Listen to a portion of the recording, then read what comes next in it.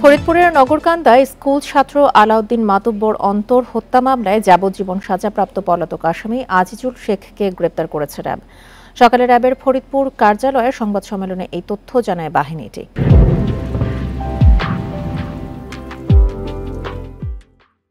RAB জানায় 2018 সালে নগরকান্দার মানিকদি পাগলপাড়া এলাকা থেকে স্কুল ছাত্র অন্তরকে অপহরণ করে নিয়ে হত্যা করে দুর্বৃত্তরা।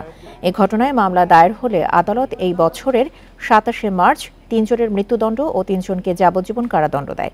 এ সময় আদালতে 5 আসামি উপস্থিত থাকলেও আজিজুল শেখ পলাতক ছিলেন। শুক্রবার গোপন তথ্যের ভিত্তিতে ফরিদপুরের ভাঙ্গায় অভিযান চালিয়ে আজিজুলকে গ্রেপ্তার করে র্যাব।